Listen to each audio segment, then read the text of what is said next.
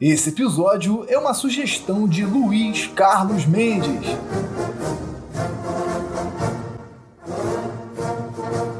Pacíficos marinheiros vigiam o horizonte quando, de repente, um submarino rompe as águas, trazendo caos e terror. Diante do chamado à pátria, o corajoso cidadão se alista, sem saber o grande desafio que aguarda as tropas brasileiras. Por que o Brasil foi à Segunda Guerra Mundial? Eu sou o Felipe Sampaio. Eu sou o Bruno Campos. Bem-vindos ao Resenha Épica!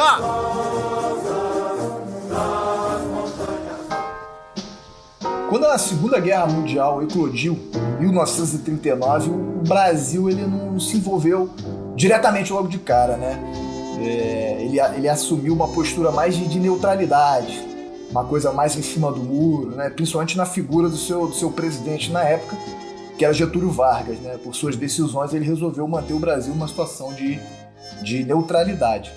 E isso efetivamente, né? Porque quando eclode uma guerra, os países eles têm que se posicionar, eles têm que fazer uma declaração formal dizendo estou em guerra ou não estou em guerra. Foi o caso do Brasil, falando, não estou assumindo nem o lado dos aliados, nos Estados Unidos, Inglaterra e França, nem o lado do eixo, com Alemanha e Itália.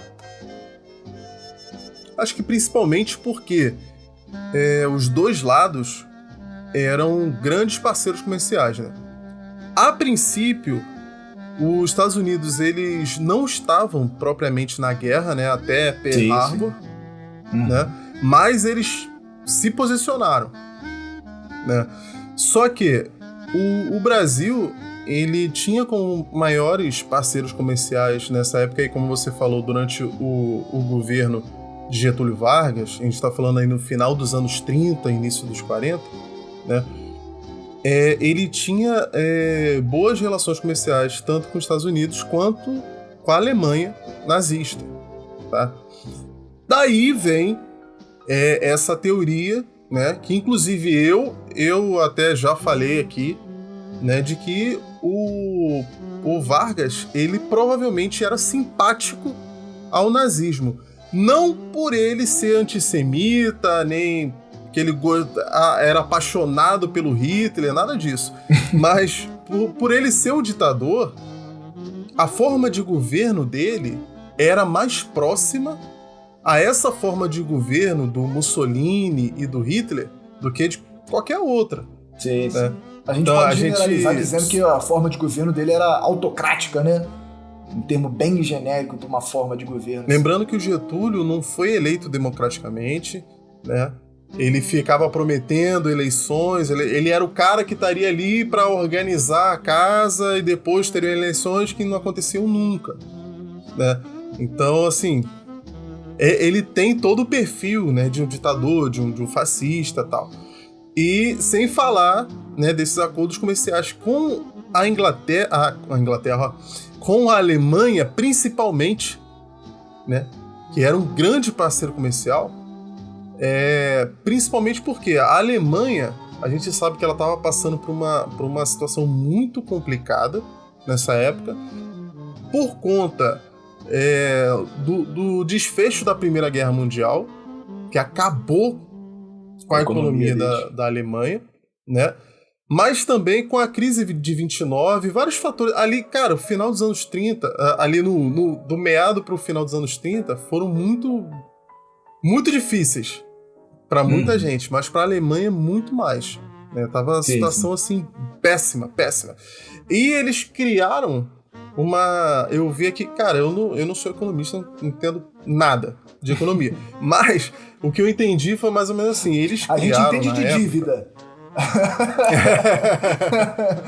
A Alemanha criou na época uma forma de fazer comércio com o Brasil que era quase que um escambo.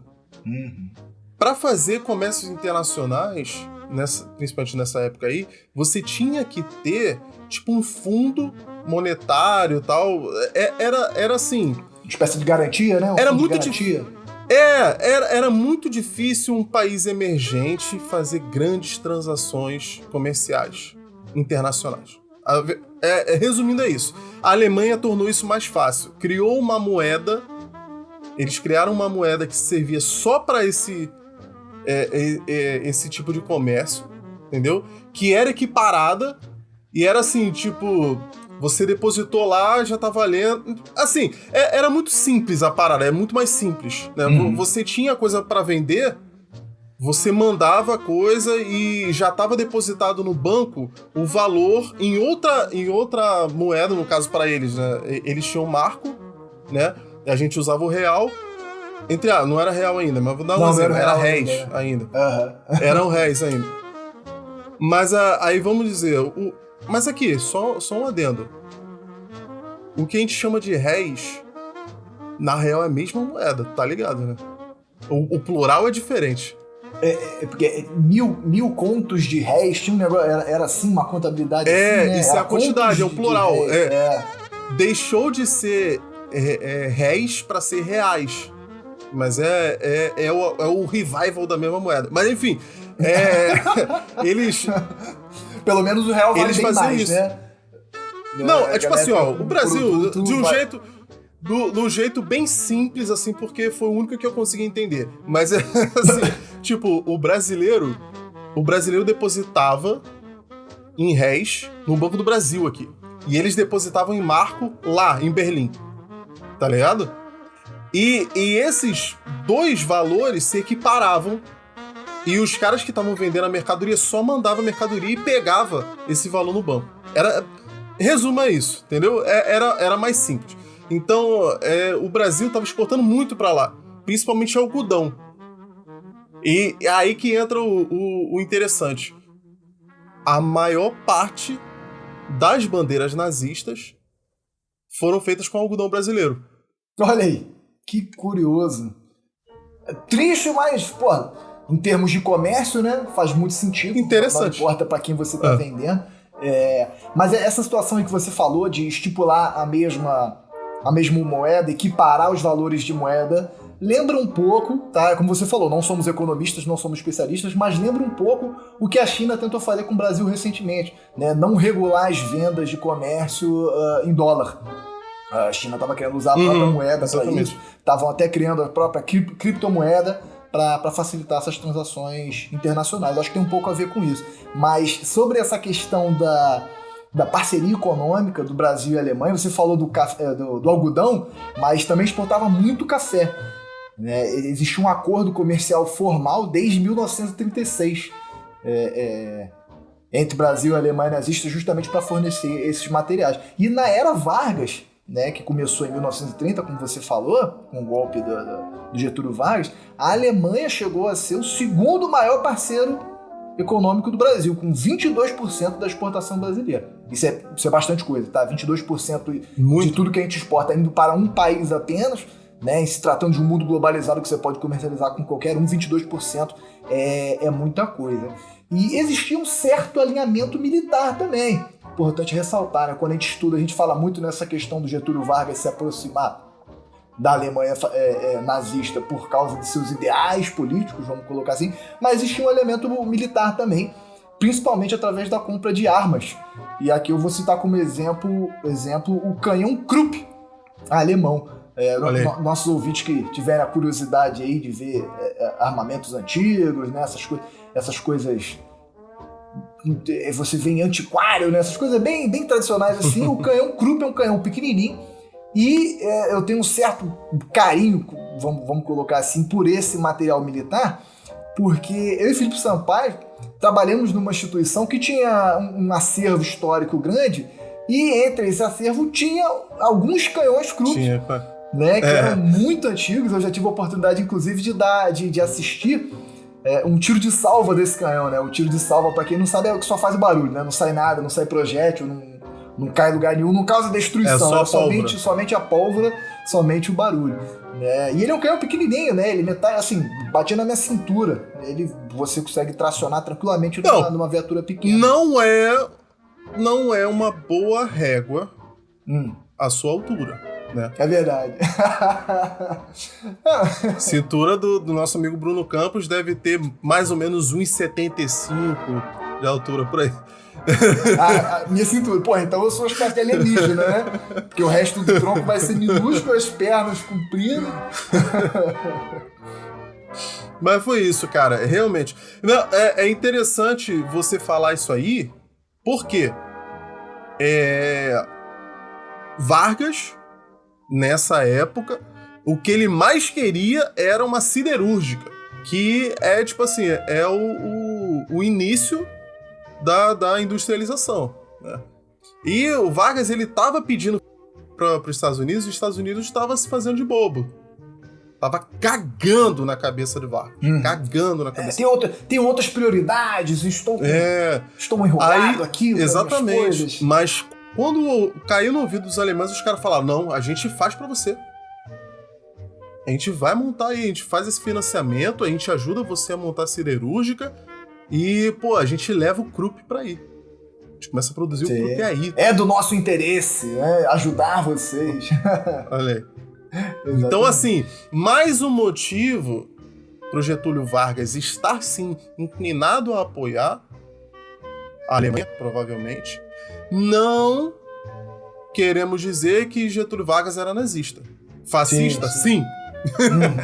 Ditador, sim. Eu até trouxe uma história aqui muito interessante. Mas não tô dizendo que é nazista. Sim. Mas eu trouxe uma história muito interessante aqui para embasar essa teoria, esse argumento de que ele se aproximava pelos ideais também, pelos seus ideais políticos aqui. O governo dele, assim como o governo nazista, tá, eram anticomunistas. Para ficar bem claro, eram contrários aos ideais comunistas. E aí tem uma história muito interessante aqui que eu não conhecia, não sei se você já ouviu falar, da Olga Benário Prestes. É muito interessante. A gente citou no último episódio aí. A gente citou no último episódio. Bem de leve, né? Bem en passant. Novamente vai ser bem en passant aqui, não me aprofundei, não me especializei na biografia dela, mas algumas coisas muito interessantes que aconteceram na vida dela que marca esse argumento aqui de que Getúlio Vargas era fascista, né? Olga Benário era uma judia, tá? Judia alemã, defensora do comunismo, tá? Se manifestava, participava de eventos na Alemanha. Esposa do Luiz Carlos Prestes. Isso, então, eu ia chegar lá. E ela sai da Alemanha justamente por causa de toda a perseguição. Ela era judia e comunista, então extremamente perseguida na Alemanha nazista. Ela vai para a União Soviética para se inteirar dessas coisas, desses ideais comunistas, dessas manifestações. E aí ela é enviada pelas autoridades soviéticas, ela é enviada para o Brasil em 1934 para apoiar o Partido Comunista do Brasil, que a gente falou no último episódio, que tinha nascido aqui em 1922, com aquele nome comprido, Partido Seção Internacional, um nome comprido, e ela vem justamente para apoiar esse Partido Comunista que estava nascente no Brasil. Ela recebe o sobrenome de Prestes porque ela se casa com o famoso Luiz Carlos Prestes, uma figura histórica bem importante desse momento também. Ela participa da intentona comunista no Brasil, que, como a gente sabe, também acabou sendo muito frustrada, mas a gente fala isso em outro momento. Ela vive um tempo na clandestinidade depois da intentona comunista, e quando ela é presa aqui no Brasil, em 1936, ela é enviada de volta para a Alemanha. Ela é deportada para a Alemanha. Lá ela é levada para um campo de concentração, campo de extermínio, na verdade, né, de Bernburg, campo de extermínio de Bernburg, e ela é executada em 1942. Uma história muito triste, mas que mostra essa aproximação do governo de Getúlio Vargas com a Alemanha nazista, né? Ele deportou essa mulher, que era uma judia alemã, que estava se aproximando das lideranças comunistas aqui no Brasil. Só um adendo aqui, não é defendendo de forma alguma, né, ditador, nunca vou fazer isso. Mas eu acho que quase nenhum político, né? É difícil. Ninguém tem ficha limpa pra gente ajudar o cara. Ninguém. Cara, político existe. O político não existe pra ser elogiado. O político existe pra ser cobrado. A função dele cara, a gente tem que deixar claro também que não dá pra dizer que Getúlio Vargas, quando deportou ela, sabia o que ela iria passar, tá? Sim. O mundo só foi saber exatamente o que acontecia dentro dos campos de concentração depois do final da guerra. Mas sabia-se que ela era ela fazia parte de grupos que eram perseguidos pelo governo. Isso se sabia, tá? se sabia que os judeus eram perseguidos, se sabia que os comunistas eram perseguidos. Não se sabia dos extermínios de massa, trabalho escravo forçado, as condições de vida que eles estavam passando. Mas se sabia que existia a perseguição. Né? Então, assim, teoricamente, ele mandou ela para ser presa lá. Entendeu? Provavelmente não sabia o que iria acontecer com ela. Até porque, inclusive, existia uma certa propaganda nazista dos campos de concentração, que seriam locais que cerceavam a liberdade de quem estava ali, obviamente, mas que tinha toda uma estrutura de alimentação, de alojamento, de condições humanas. Isso a gente vê muito naquele filme O Menino do Pijama Listrado. É um filme triste, muito triste, tá? É um filme de drama e mostra isso. O personagem principal, ele é um filho de um comandante nazista, de um comandante alemão, que é responsável por um dos campos de concentração. Não lembro qual no filme, mas é um grande campo de concentração. Eu acho que é Auschwitz. E o menininho, ele não... Tô chutando, eu acho que é Auschwitz. Eu acho que é o mais famoso. Tá, então vou confiar no seu chute. É o mais famoso, né? E aí tem uma cena logo no início do filme que o pai do menininho, o comandante nazista, tá apresentando um vídeo para outros comandantes nazistas que vêm à casa dele, à base dele, para ver. Aí é um vídeo de propaganda mesmo. O campo de concentração aqui, para ressocializar os judeus, né? Vinha com todo esse discurso de que não, a gente está prendendo o judeu porque ele não pode vir em sociedade, a culpa de toda a Alemanha está na pindaíba por causa dos judeus, a gente está ressocializando com preso ele. Mesmo. Qualquer preso, a gente faz isso como com se ele, fosse com preso, exatamente. Como se eles fossem criminosos, na sua essência. E aí tem alojamento, tem comida e tudo mais, e o garotinho, no final, o garotinho filho do comandante, dá um abraço no pai. Porque ele tem uma imagem, né? Cria-se na cabeça dele uma imagem de que o pai, na verdade, é uma pessoa boa. Né? Que apesar de ser comandante de um presídio, ele preza pelos presos que estão ali. Aí o filme, enfim, tem uma história tristíssima. Esse menino conhece um judeu que está preso, um menino judeu que está preso, e aí toda a narrativa do filme vai a partir disso. Mas enfim, dessa volta toda para falar sobre essa propaganda nazista que existia. Então não se conhecia. Sabia que os judeus eram perseguidos, criação de guetos na Alemanha, mas de um modo geral o povo acreditava que era uma coisa sutil, né? Não era extermínio, não era uma violência extrema. Então, reforçando aí que você falou que provavelmente Getúlio Vargas e seus tomadores de decisão não sabiam o que ia acontecer com a Olga Benário Prestes, que teve esse fim muito triste aí. E você falou também que o Brasil tinha interesse na Companhia Siderúrgica Nacional. Sim. Vai chegar um momento que os Estados Unidos vão entrar na guerra, né? Você citou aí também Pearl Harbor, que é atacado pelos japoneses em 1941, e aí os Estados Unidos entram na guerra contra todo o eixo, contra todo o eixo, né? Que é o Japão, a Alemanha e a Itália. E aí, nesse momento, a partir de 1941, é interessantíssimo, porque aí os Estados Unidos já muda a postura dele, nessa questão que você estava falando aí. O brasileiro, o Getúlio Vargas, estava querendo uma siderúrgica, os Estados Unidos, não, peraí, não, depois a gente vê. Então, em 1941, vamos marcar, os Estados Unidos se aproximam do Brasil. Vamos marcar. Vamos marcar. E aí, em 1941, ele realmente, tô aqui ligando para aquilo que vocês tinham pedido, então, tamo junto. E os Estados Unidos vai se aproximar muito do Brasil comercialmente, financeiramente. Como exemplo, aí vai financiar a construção da Companhia Siderúrgica Nacional, que o governo tanto queria. A Companhia Vale do Rio Doce, também famosíssima até hoje em dia. Fazendo merda até hoje. Milhões... Destruindo a vida de várias pessoas. Destruindo a vida de várias pessoas. E principalmente também fornecendo aí milhões de dólares em investimento em equipamentos militares, né? Que o Brasil até então seus equipamentos militares eram muito obsoletos, uma coisa ainda muito da Primeira Guerra Mundial. E também foi um momento do Brasil também de grande exportação de borracha da Amazônia. O período áureo da borracha da Amazônia, do norte do Brasil, na verdade já tinha passado, mas nesse momento tem um novo levante, principalmente por causa dos pneus de veículos militares. Né? Os soldados da borracha, né, surgem nesse momento. Os nordestinos que migram para o norte, né, para os seringueiros, né, migram para o norte lá para fazer a extração da borracha, né, do látex ali das seringueiras, sim. Né, são chamados de soldados da borracha. E para estreitar os laços, Estados Unidos, aí mais uma vez vamos falar que tem que falar.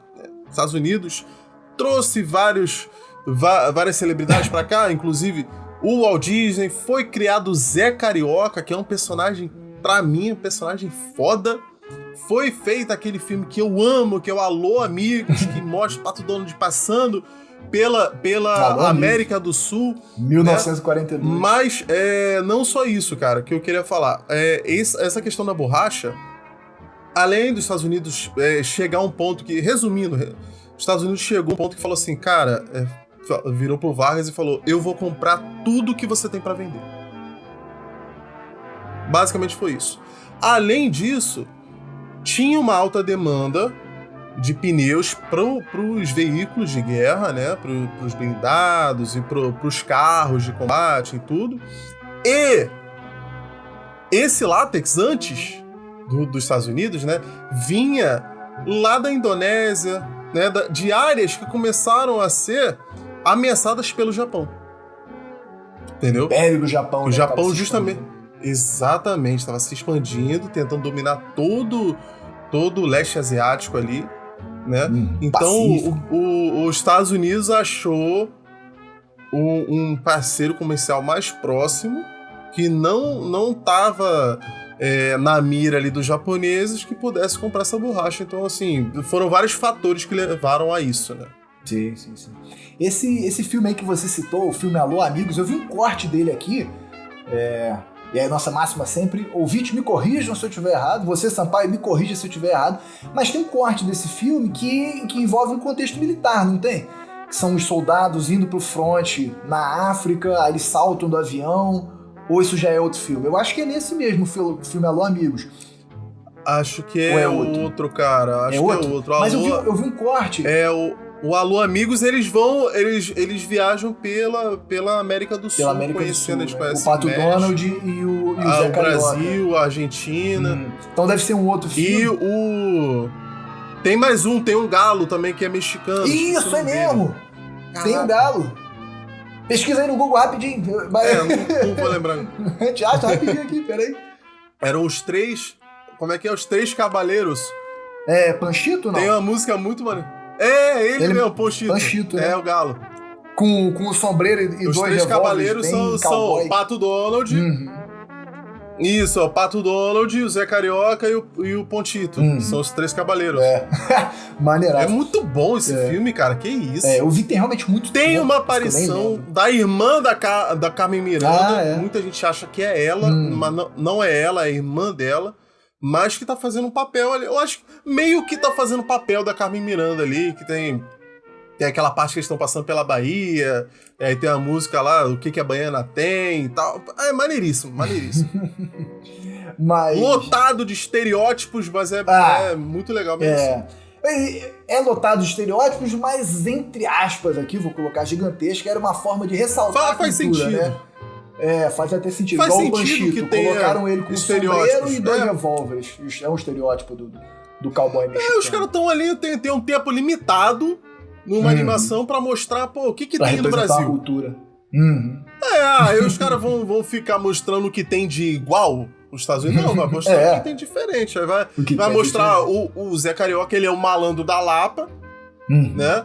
É aquele cara metido a malandro, aí mostra as praias do Rio, mostra Salvador, e é isso, mano. A capoeira, futebol, o terno samba, do malandro, né, que o Zé capoeira. Carioca usa. É isso, mano. É isso. Não tá errado, não. Na minha visão, não tá errado, não.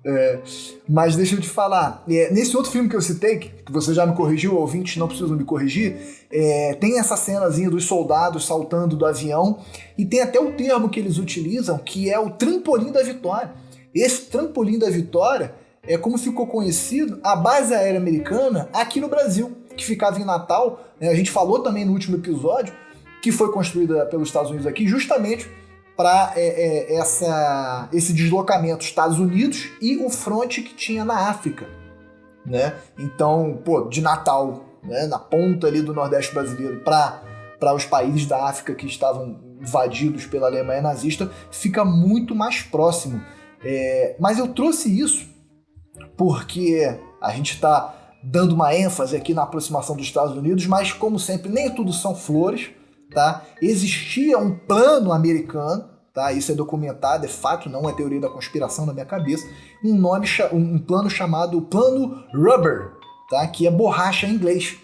Que era justamente um plano para caso o Brasil decidisse entrar na guerra ou efetivamente formalizar o seu alinhamento com o eixo, com a Alemanha nazista. E aí esse plano consistia em os Estados Unidos mandarem tropas, né, realmente invadir essa região onde estava construída a base aérea. Tá? Então, assim, nem tudo são flores. Eles tentam se aproximar com cultura, com o desenho animado da Walt Disney, mas tinha um plano B ali da utilização da força bruta ali. Né? Só para deixar bem claro que a gente sempre fala mal dos Estados Unidos aqui, então se a gente tá falando bem é porque vai vir alguma outra coisa. A gente vai falar outra coisa logo em seguida. Mas o fato é que essa aproximação, forçada ou não, dos Estados Unidos, deixou a Alemanha nazista muito chateada. Porque, como você falou, eles dependiam muito do café e do algodão brasileiro, e os Estados Unidos chega e fala, não, agora eu vou comprar tudo que vocês estão exportando, né, prejudicando assim o esforço de guerra alemão. E é justamente nesse momento que a Alemanha nazista autoriza a utilização de submarinos no Atlântico, tá, no Oceano Atlântico, para atacar navios brasileiros. E como o Brasil estava em posição de neutralidade, ele não tinha navios de guerra transitando ali ou operando no Oceano Atlântico, somente navios mercantes, justamente transportando todos esses produtos que eram necessários em vários países. E os submarinos alemães, os famosos U-Boats, começam a afundar, começam a torpedear muitos navios brasileiros, uma tragédia para o Brasil. Eu trouxe até um livro aqui, um livro chamado Segunda Guerra Mundial, bem sugestivo, Segunda Guerra Mundial, a guerra mais sangrenta da história, do autor Cláudio Blanc. E aí na página 122 tem uma tabela aqui que fala de cada um dos navios brasileiros que foram afundados. E aí até 1942 as fontes afirmam que foram 36 navios, em um total de 1.081 mortos. Tá? Então isso é bem triste considerando que todos eram civis.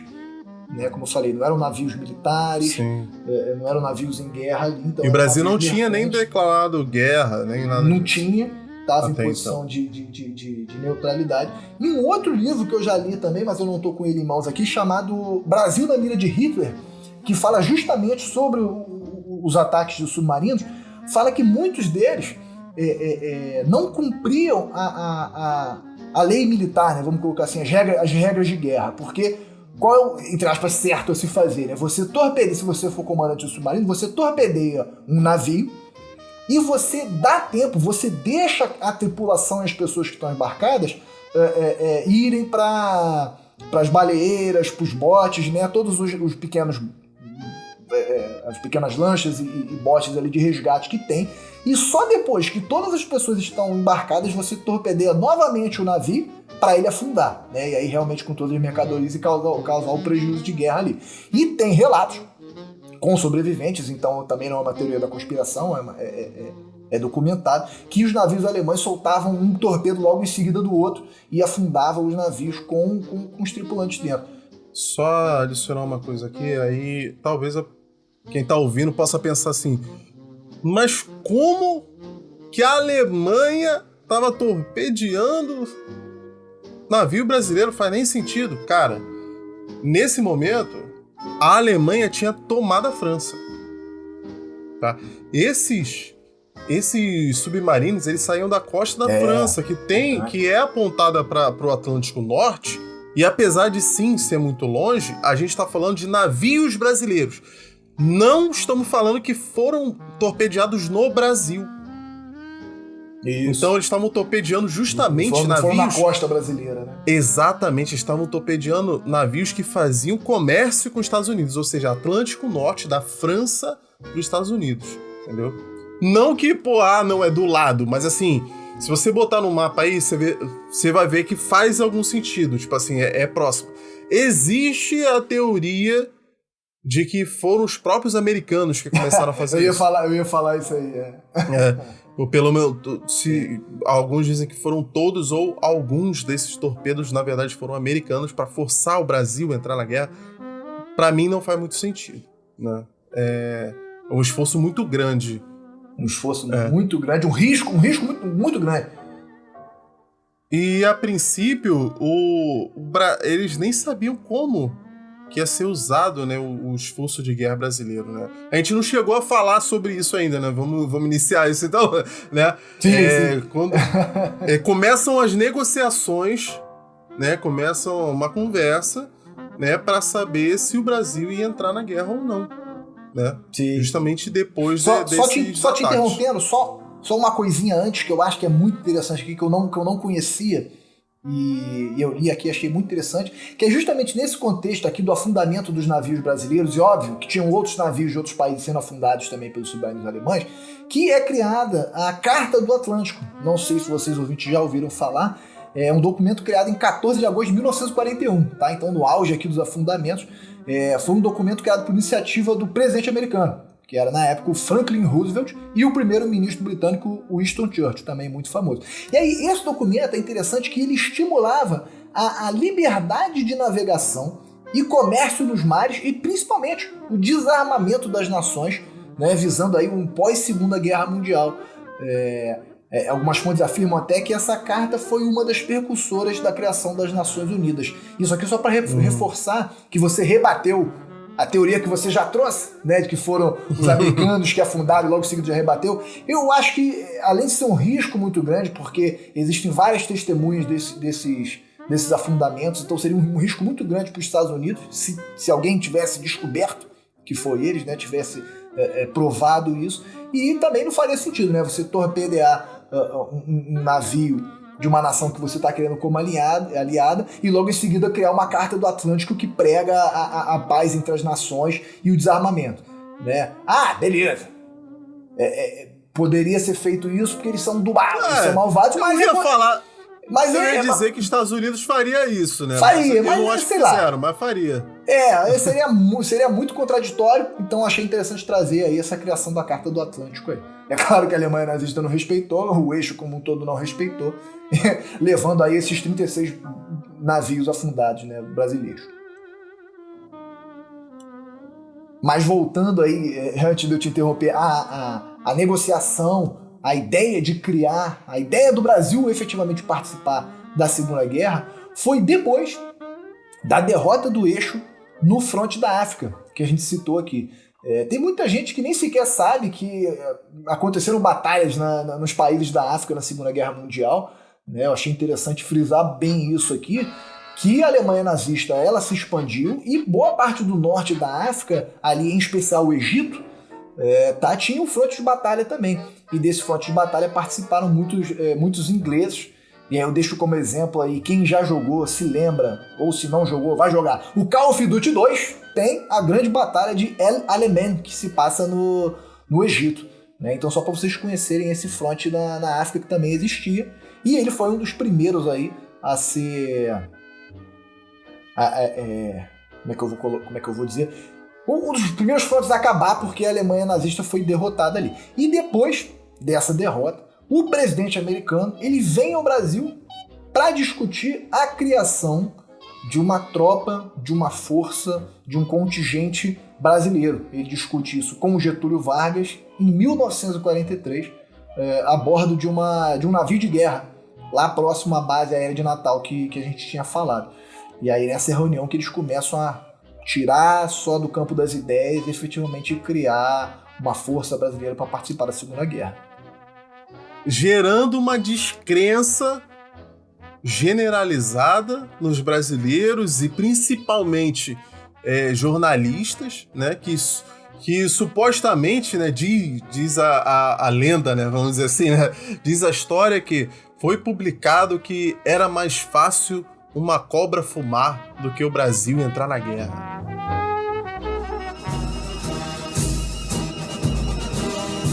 E essa descrença que você falou foi por vários motivos, né? No início nem teve consenso entre o governo brasileiro e o americano de como seria a participação do Brasil. Era só uma ideia. Pô, o que a gente vai fazer? O Brasil tem que se envolver agora que ele teve os seus navios torpedeados e ele cortou relações diplomáticas com a Alemanha, né? O Brasil tem que participar de alguma forma. A princípio falaram que a gente ia só guardar alguns territórios, né? Que não seriam tropas de ocupação. Não, né? vai sim. Aí depois pensaram em mandar pra África, falaram, não vamos mandar pra África não, e tal. Ficou meio na dúvida que a gente ia fazer. Até que foi decidido que a gente faria parte de um destacamento, né, de uma divisão americana, né, numa incursão ali na Itália. Isso. Né? Lembrando que a Itália era um dos países do eixo, né, a Itália fascista de Mussolini, né? Quando a gente fala fascista é porque fascista hoje parece que assim, virou meio que um xingamento, né? Não, mas era fascista mesmo. Você já tá julgando como eles agiam, não. É que a forma de governo fascista... a forma de governo. Exatamente, era a doutrina do Mussolini, né? Sim. Então a Itália fascista, né, que estava apoiando o eixo, né, que fazia parte do eixo, apoiando a Alemanha nazista, né? E existia uma resistência, né? Isso não quer dizer que o governo apoiava, não quer dizer que o povo apoiava. Então, assim, muitos italianos sofreram muito na mão dos alemães, muitos italianos se revoltaram, né? E estavam tentando derrubar Mussolini. Depois a gente pode falar sobre isso melhor, né? Que eles efetivamente vão conseguir, né? Obviamente.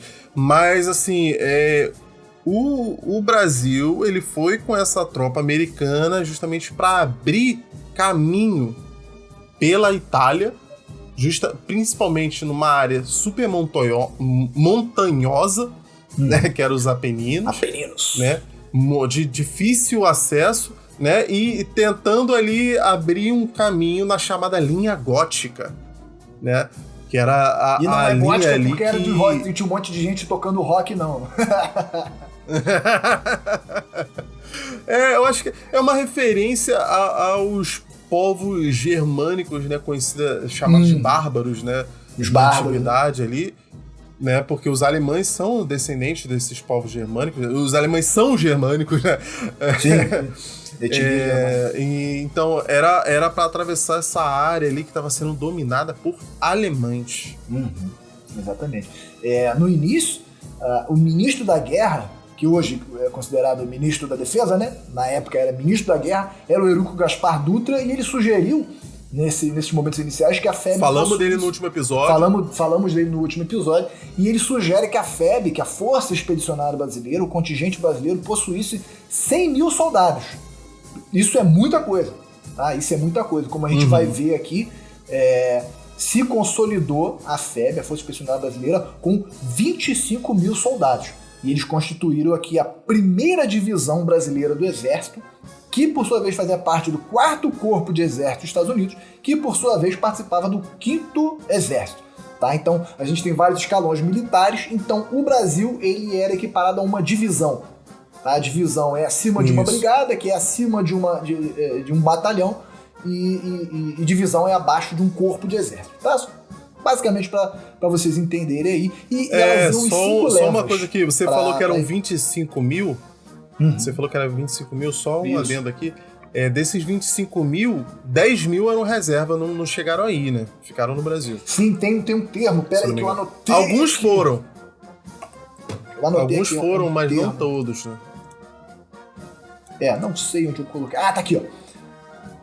Tropa em ação de combate, que é essa primeira divisão que eu falei, 15.069 homens, tá? E aí esses outros 10 mil que você citou, 10.265, fazem parte do grupo Depósito de Pessoal e outros órgãos não divisionários.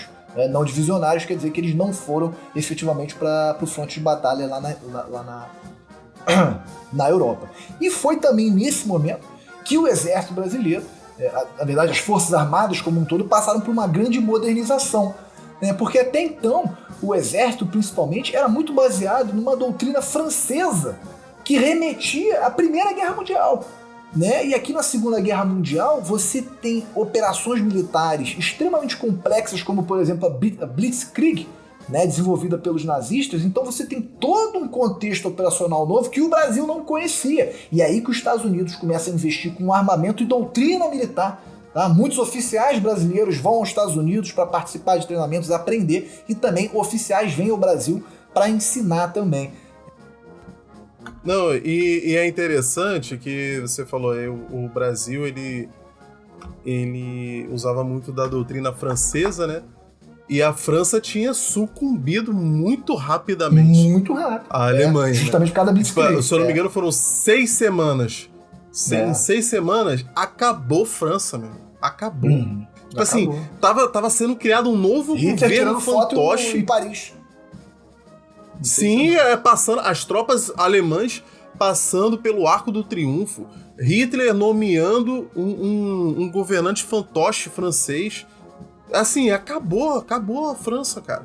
E assim, o Brasil, que usava a doutrina de guerra francesa, né, com aquela cara, aquele meme do Pikachu, né?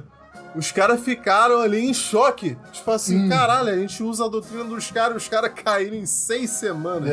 Como é que a gente vai fazer? Um legado que a gente trouxe dessa doutrina militar francesa é das boinas. Até hoje o exército brasileiro utiliza em ocasiões mais formais, formaturas, eventos, cerimônias, assim como um todo, utiliza a boina. Né? Com certeza todo mundo já viu aí alguma foto institucional. E isso, por sua vez, remete às boinas francesas, que por sua vez assimilaram as boinas escocesas.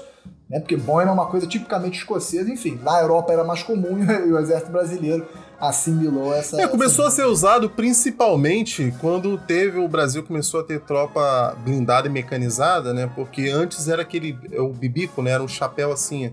Na aeronáutica ainda tem, né? Aeronáutica e na marinha também, se eu não me engano. Chapéu de 2 pontas, né? Aí só que os caras entrando e saindo de blindado, mão na graxa, bate a cabeça, tal, aquilo ficava nojento, ficava muito sujo, né?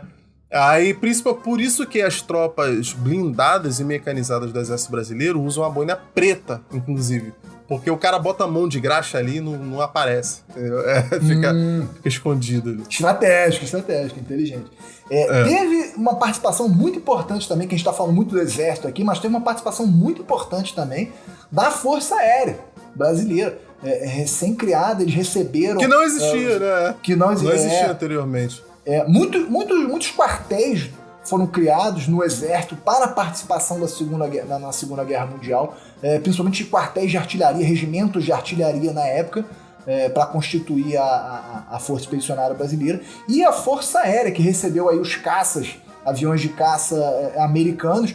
Tem um livro interessantíssimo que eu li chamado A Missão 60, que é um brasileiro, piloto da Segunda Guerra Mundial. Depois que ele volta da guerra, ele escreve esse livro contando toda a trajetória dele desde que ele se alistou. Se não me engano, o autor é gaúcho, então ele sai lá dos Pampas do Sul, se dirige para a escola de aviação, não lembro onde era, São Paulo, se eu não me engano. Enfim, até que ele parte para a Itália, recebe lá os caças americanos P-47, P-50, se não me engano, são caças para a época de uma tecnologia muito, muito avançada, e ele participa de missões, participa de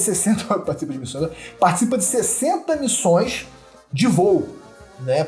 Até por isso que o livro se chama A Missão 60, que ele está contando da última missão, e é muito interessante a participação da Força Aérea também, que apesar da Luftwaffe, que era a Força Aérea nazista, não estar presente no campo da Itália, ainda existia muita artilharia antiaérea, tá? Então houveram pilotos que foram mortos em combate, pilotos brasileiros mortos em combate justamente pelo poder da artilharia antiaérea, muito presente ainda na Itália. E aí ele vai contando as missões que ele fazia. Cara, é interessante também que a gente falou aqui, né, do símbolo da FEB, né, que não era um símbolo oficial na época, né, mas passou a ser, foi adotado carinhosamente e hoje é usado até hoje nos quartéis que são chamados de febianos, né, os quartéis que à época mandaram homens para a FEB, né, tal, mandaram contingentes para a guerra, usam esse símbolo da cobra fumando, né? Sim. Só que tem um outro símbolo também na FAB, né, na Força Aérea Brasileira, que é dessa época, que é muito interessante. Que é um avestruz. E também, cara, pra você ver como é que o brasileiro, ele tem um senso de reverência, foda, né? Tipo assim, o Brasil não... É mais fácil a cobra fumar do que o Brasil ir pra guerra? Então aqui, ó, nós somos as cobras fumantes, né? Aí o outro não, a gente vai criar um destacamento aqui aéreo, uma força aérea. Qual que vai ser o símbolo? Um avestruz, uma ave que não voa. Acho que não voa. Cara, é muito interessante, cara, você vê a partir daí já tanto a irreverência, né, e o bom humor do brasileiro, mesmo numa situação difícil, mas também a resiliência do brasileiro, né? Porque assim, a gente não tem condição nenhuma de fazer, mas a gente vai fazer. Isso que eu acho... de cara, assim, uma das coisas que eu queria pontuar que, é louvável, né, no brasileiro. Eu já tive a oportunidade de visitar o primeiro grupo de aviação de caça no Rio de Janeiro, que é justamente onde ficava, né,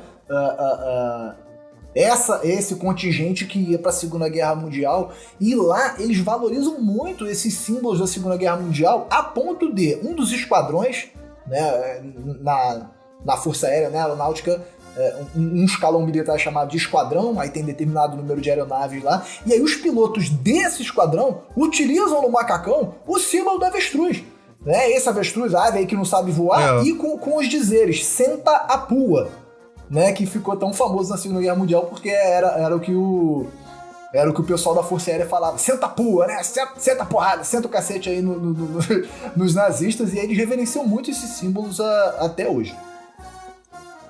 Mas voltando aqui ao combate... e outra coisa, já que a gente tá falando de Força Aérea, um dos primeiros combates dos brasileiros na Segunda Guerra Mundial foi um avião da Força Aérea que afundou um submarino nazista. E o piloto, ele é conhecidíssimo aí, eu devia até falar o nome dele. Tome-lhe! Hã? Filha das putas. Toma. Fica afundando o navio dos outros, toma aí, ó. Peraí, que agora eu tenho que falar o nome do cara, né? Alberto Martins Torres é reconhecido como o único piloto brasileiro responsável por um afundamento confirmado de um submarino do eixo em águas nacionais. E pelo feito foi condecorado pelos Estados Unidos com a Distinguished Flying Cross. Tá? Então o cara, não é pouca coisa não, o cara é bom, afundou o submarino. Já é difícil afundar um avião, derrubar um avião que tá voando. Imagina um negócio que tá dentro d'água, você tá pilotando um avião e afundar um treco que tá dentro d'água. Então o cara era bom, tá? Vamos conhecer esse cara aí. Mas voltando pra guerra aqui, o contingente brasileiro, que foi dividido em 5 levas para ir pra Itália, o primeiro contingente, o primeiro escalão ali, desembarcou em Nápoles, em julho de 44. E aí, caros ouvintes do Resenha Épica, já podem abrir o mapa de vocês, se não abriram ainda. Tá? Eles rumaram... Nápoles fica, de um modo geral, ao sul da Península Itálica, e o contingente brasileiro aí auxiliando, apoiando o contingente americano. E depois, como a gente vai falar aqui, lutando sozinho, tá? Sem a participação do exército americano, eles vão marchando para norte, passam por cidades muito importantes como Roma, olha aí, Livorno, Pisa, Parma e Turim. Tá? Então, cidades muito importantes, sempre marchando para o norte, justamente nesse contexto da linha gótica, porque no norte da Itália você tem os Montes Apeninos ali, que é onde estavam as principais defesas, né, nazistas e italianas fascistas ali. E uma coisa que eu queria ressaltar aqui foi que somente em solo italiano que os brasileiros receberam os armamentos mais pesados e algumas das viaturas militares mais pesadas também. A gente falou aqui do canhãozinho Krupp, alemão. Em solo brasileiro, em preparação para a guerra, os artilheiros, os quartéis de artilharia, se adestravam utilizando um canhão Krupp. E aí eu convido os ouvintes a realmente olharem no Google aí a imagem do canhão para vocês terem uma noção da diferença. Eles treinavam com o canhão Krupp e quando eles chegam em solo italiano, eles recebem os obuseiros americanos 105mm e 155mm, né? Então joga aí no Google para vocês verem só a diferença de tamanho entre um obuseiro e outro. Então, só para deixar claro aqui pro pessoal, um obuseiro, ele é um canhão, vamos dizer assim, tipo um canhão. De aparência é um canhão. Só que um canhão, ele atira reto, né? Você tá vendo o seu alvo. O obuseiro atira em parábola. Isso quer dizer o quê?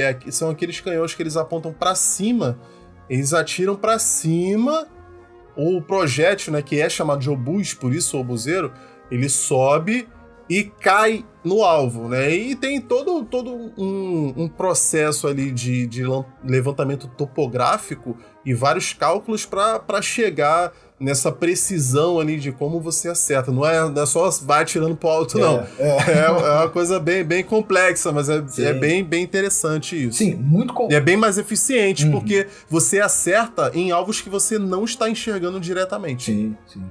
E os artilheiros brasileiros se mostraram tão eficientes, tão adaptáveis, né? Porque, como eu falei, adestrava com um armamento muito menor e chegou em solo italiano para o combate e utilizava outro armamento muito mais complexo, e eles eram tão adaptáveis e se mostraram tão eficazes que receberam o apelido aí de artilharia revólver, né? Porque eles eram realmente atiravam muito rápido, acertavam com muita precisão os alvos, então receberam carinhosamente essa condecoração, esse apelido aí de artilharia revólver. E é da artilharia que vem várias fotos muito icônicas da participação do Brasil na Segunda Guerra. Eu diria que a maior delas é a foto... Cara, eu esqueci o nome do cara, do soldado, mas é um soldado que tá segurando um projétil, né? Um obus, né? É um projétil de um obuseiro. E eles escreveram nesse projétil. O projétil que eu digo é tipo, imagina a bala de uma pistola, só que muito grande. É tipo isso. Ele segura com as duas mãos assim, ele tá sorrindo pra câmera, né? E tá escrito, a cobra está fumando. Sorrindo sem dente. Eu acho que é... Sorrindo sem dente. Pô, tô caçando uma das imagens mais icônicas, assim, da Segunda Guerra.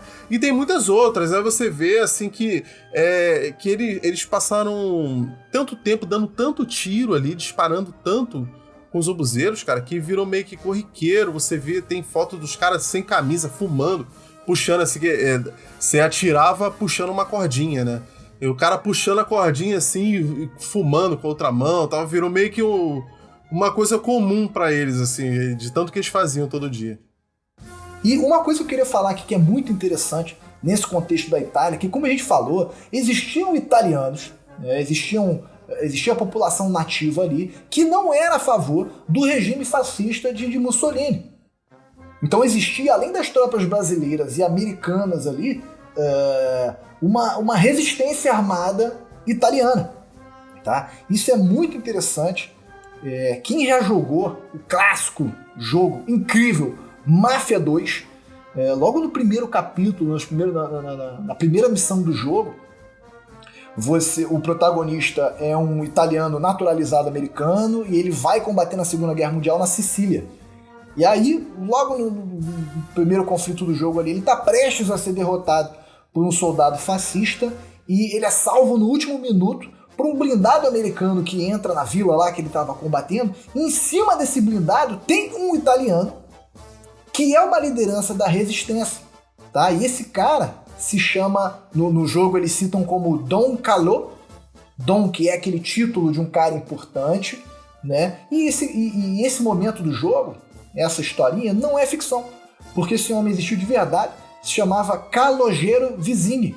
Era o chefe da máfia siciliana e ele era tão importante que ele mobilizava as tropas, a resistência armada italiana ali, que ele recebeu até um título, eu não me engano, eu não tenho certeza se era coronel, era uma alta patente, um título honorário, porque ele comandava essa resistência junto com as tropas americanas. E por que eu tô falando isso?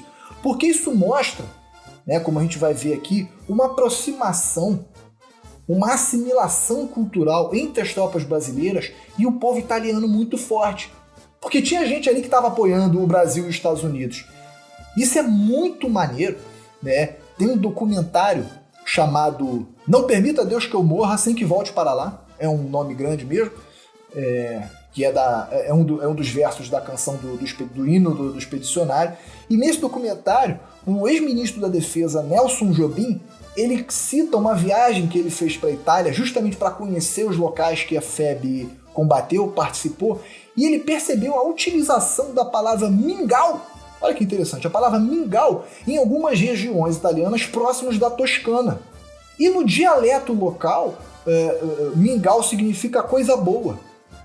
Isso se dá porque quando as tropas brasileiras chegaram em solo italiano, muitos italianos estavam passando fome. Porque qualquer cenário de guerra é uma desgraça, é fome, é doença. E os soldados brasileiros forneciam as suas rações para a população local. Então eles misturavam ali a ração com os ingredientes que eles tinham e falavam, toma, isso aqui é o mingau. O soldado brasileiro, toma aqui o mingau. E eles assimilaram o mingau como uma coisa boa que o soldado brasileiro tá entregando pra gente. Então, muito interessante, até existem muitas ruas em cidades italianas com o nome Brasil. Olha só que interessante, porque eles são muito gratos pela participação brasileira na Segunda Guerra Mundial, na libertação, vamos colocar assim, né? Algumas fontes usam até esse termo, a libertação da Itália pelos brasileiros. Eles são realmente muito gratos a isso. Isso aí que você falou me lembra um filme brasileiro chamado Estrada 47. Putz, esse filme é bom demais. Esse filme é muito bom, cara. Esse filme é muito bom porque ele é visceral, sabe? Ele é muito real. Mas ele não é visceral de tipo assim, morre gente pra caramba, tiro pra caramba. Não, ele não é pelo contrário. Ele não é Hollywood com um monte de explosão, com Tom Cruise dando cambalhota. Ele é real, ele é muito real. E assim, muito os real. Brasileiros foram retratados de uma maneira muito honesta e muito realista. Sim. Porque eu lembro que algumas pessoas não gostaram desse filme, ficaram chateadas porque existe esse sentimento de que os soldados brasileiros que foram para a Segunda Guerra não são tratados com o respeito que deveriam. Que não são vistos como heróis. Né? E acredito que essas pessoas elas esperavam que o filme trouxesse justamente essa... Uma coisa assim épica, assim, muito heróica e tal. E assim, não vou dizer que eles não são retratados como heróis, mas não são, que nem você falou, não são retratados como heróis de uma maneira hollywoodiana. Nesse filme, em resumo, a Estrada 47 era justamente uma estrada que atravessava a linha gótica. E ela foi muito minada pelos nazistas, né? Ou seja, botaram muitas minas, explosivos no chão, né? Para que os blindados, né, os tanques de guerra, né, quando tentassem passar, explodissem. E muitos foram perdidos ali. Os americanos desistiram de passar por ela. E existe um grupo, um pequeno pelotão de engenheiros. Engenheiro que a gente diz não é um engenheiro civil, né, é uma qualificação de combatente do Exército Brasileiro, que em resumo é o cara que vai criar ou desfazer obstáculos. Em resumo é isso. Esses caras estavam desminando uma área. Logo no início isso acontece, né? E tem um personagem que é muito interessante, que é o Piauí, que é um cara que ele tá tendo uma crise de pânico. Né? E esse cara é meio que um alívio cômico, assim, mas não é bobo, não. Assim, é na medida certa. Esse cara, ele tá tendo uma crise de pânico e fala, não, eles estão chegando. Não é bobo, é caricato. Mas assim, cara, ele é caricato num nível, assim, muito real. Ele assim, ele é uma pessoa que você conheceria mesmo, sabe? Não é uma parada de filme, é bem, bem realista mesmo. Mas enfim, esse cara tá tendo uma crise de pânico. Não, os alemães estão chegando. Enquanto isso, tem um grupo de engenheiros que tava tentando desminar uma área, tentando desativar uma bomba, né? E dá errado. E a bomba explode. E esse cara que tava em pânico, meu irmão, ele sai correndo gritando. Eles chegaram, são os alemães. Aí, tipo, um monte de soldado vai debandar. Sai correndo. Né? Aí os caras ficaram escandalizados com isso, né? Porque começa meio que, você tá chamando os caras de covarde? Não, mano.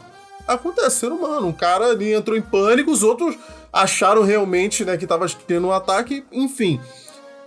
Um tenente, um sargento e 2 soldados, eles ficam meio sem... São os que sobram ali, eles ficam sem saber o que fazer, né? Aí eles procuram uma base americana e a base já foi esvaziada. Eles encontram um jornalista, que é muito maneiro, que vai documentando tudo o que acontece. Eles falam assim, cara, olha só, a gente tem que fazer alguma coisa para explicar a nossa ausência. Eles vão achar que a gente desertou.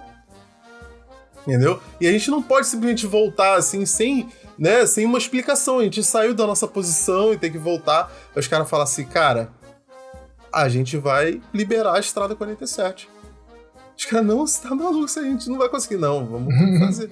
Ninguém assim, conseguiu, cara, pô, vocês vão... e essa história é muito maneira, cara. E no meio do caminho, eu lembrei disso, né, quando você tá falando, porque no meio do caminho eles ajudam uma família de italianos, eles ajudam um desertor italiano, né, que era um cara que tava no exército fascista, mas que tava, né, que teve uma crise de consciência e desertou. Eles ajudam até um nazista.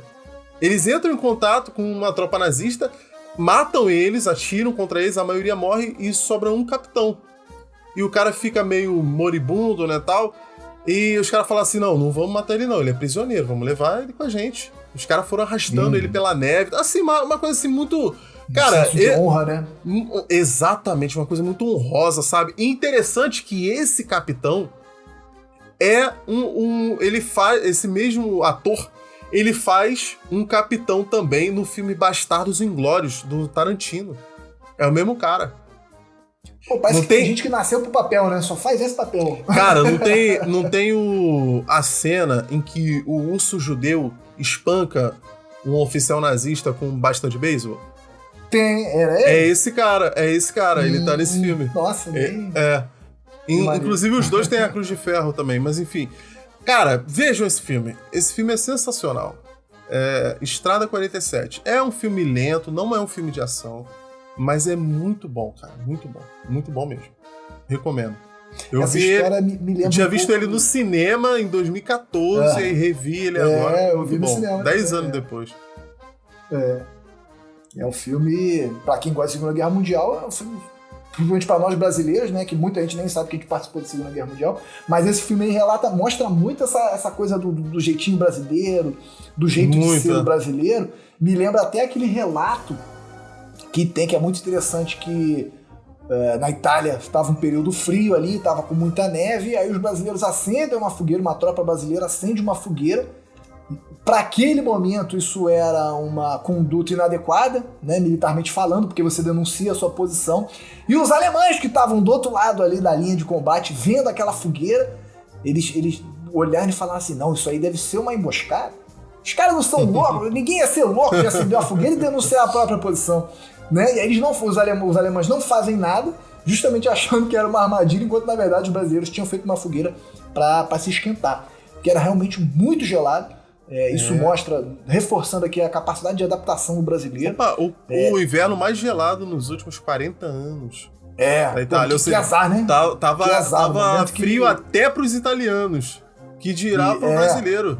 Né? O pessoal sai de um país tropical, vai para lá. Essa dificuldade de adaptação tem um caso aqui curioso, que é um general chamado Paulo de Carvalho, general brasileiro, que ele ficou cego justamente por causa da neve. A neve é muito branca, é muita claridade, e aí o reflexo do sol, apesar de estar frio, né, o reflexo, a luminosidade queimou a retina dele e ele ficou cego. Por causa disso aí. Então, realmente, o pessoal... Tanto que os Inuits... Nada a ver com o assunto, mas os Inuits... Tira o cabeção! Que o pessoal chamava, né, antigamente de esquimó, né? Eles usam dizem que eles que inventaram o óculos de sol, né? Porque eles usam um óculos que é feito de osso. E, na verdade, ele é um óculos normal, né? Que ele bota assim, só que tem só um risco, assim, na frente de cada olho, é só um risquinho. Por quê? Pra entrar menos luz no olho. Porque justamente eles passam naqueles desertos gelados, assim, né? Só gelo na frente. E é muita luz, né? Muito reflexo de luz no rosto. Aí eles usam aquele óculos ali pra diminuir a incidência de luz nos olhos pra proteger. Não tem nada a ver com o assunto, mas você falou isso aí. Não, mas aqui o Resenha Épica sempre vai trazer uma curiosidade histórica, né? A gente tá aqui pra isso, mesmo que não tenha nada a ver com o assunto. Mas sobre o assunto, aqui, essa linha gótica que a gente falou aqui, que era o termo militar também utilizado, tá? Linha gótica era a linha de defesa alemã, fazia parte da segunda frente de batalha, que era a frente de batalha do Rio Reno, tá? E olha que interessante, olha que curioso a importância histórica desse Rio Reno. Esse rio ele nasce ali nos Montes Apeninos que a gente citou e deságua lá no Mar do Norte, da Europa. E esse rio é tão importante em termos militares porque o rio por si só ele já é um obstáculo natural.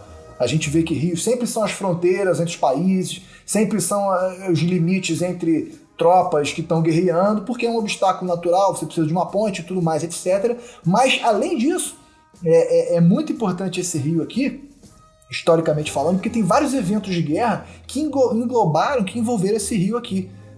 Por exemplo, a Batalha da Floresta de Teutoburgo, que foram quando 3 legiões romanas foram derrotadas pela etnia dos queruscos, até daquela série Bárbaros da Netflix mostra justamente isso.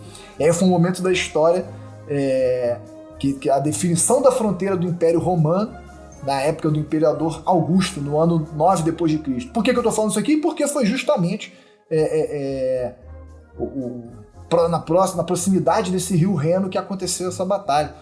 Algumas tribos bárbaras também, como os suevos, alanos e vândalos, transpõem o rio Reno em 406 depois de Cristo, para invadir o Império Romano. A sucessão de invasões que levou aquele período de decadência do Império Romano foi justamente o rio Reno era a fronteira do Império Romano. Napoleão também, olha só que coisa doida, Napoleão estabeleceu a Confederação do Reno, ou a Liga Renana, em 1806, que era a França e 16 estados alemães, após Napoleão derrotar o Sacro Império e a Rússia na famosa Batalha de Austerlitz.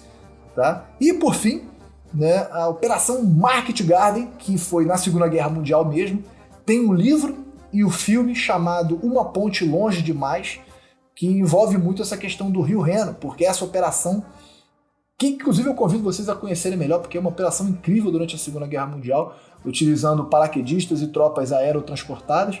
Não foi bem sucedida por diversos fatores, mas em sua essência, essa operação queria capturar várias pontes que passavam por vários rios, incluindo o rio Reno, de forma que eles conseguissem, de forma rápida, atravessar a Holanda e entrar no Vale do Rio Ruhr, que era a região industrial da Alemanha. Se essa operação tivesse sido bem sucedida, a Segunda Guerra Mundial, pelo menos ali no fronte europeu, teria se encerrado no Natal, em dezembro de 1944. Tanto que eles falavam, os americanos falavam Home by Christmas, estaremos em casa para o Natal, justamente se essa operação tivesse dado certo. Então tudo isso aqui só para mostrar a importância histórica e estratégica do rio Reno. Tá? Então a participação brasileira teve sim um fundamento, teve sim importância. Tá? E o Brasil teve várias conquistas aí, várias cidades que foram libertadas, vários montes, a exemplo aí de Monte Castelo, foi a última, se eu não me engano, a última das grandes conquistas dos brasileiros, atuando sozinhos, sem a liderança dos escalões americanos. Teve também Batalha de Montese, Batalha de Panaro, enfim, tem uma porção de Montese batalhas. foi a mais sangrenta, né? Se não me engano. Foi a batalha mais sangrenta, né? Que morreram mais brasileiros, né? Cara, e sem falar que o Brasil, né, ele conseguiu fizeram muitos prisioneiros, né? Chegaram a capturar unidades nazistas inteiras, né? Tem fotos, tem registros disso, né, e tudo. E assim mesmo... 20.573. Aí. Os prisioneiros de guerra que os brasileiros fizeram. Ou seja, mais do que o próprio contingente. Que estava ali, exatamente.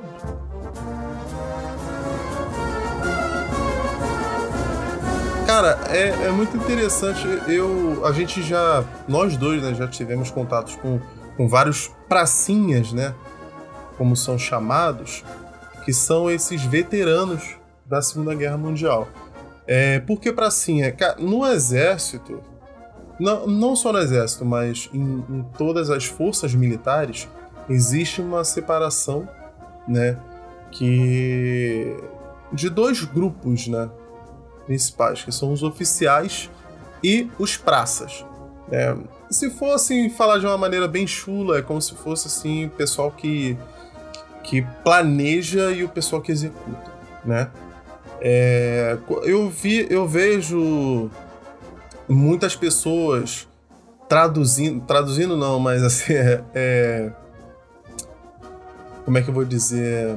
explicando o termo praça ou pracinha simplesmente como é um militar de baixo escalão, né, tal. Não é tão simples assim. São questões funcionais, tipo, um soldado ele não é menos que um general, né? Apesar de ser tratado como tal de vez em quando. Mas é uma questão funcional. O soldado ele é um combatente, um cara, muitas das vezes, é o cara que vai estar lá na frente atirando, né? E existe a função, né, do cara que vai estar sentado numa mesa planejando ali todas as manobras de guerra ali, né?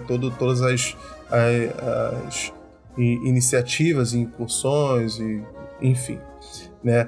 Mas o termo pracinha realmente foi criado de uma maneira meio que pejorativa, né? Justamente porque o praça ele vai até subtenente ou suboficial, dependendo da força, né, que a gente estiver falando.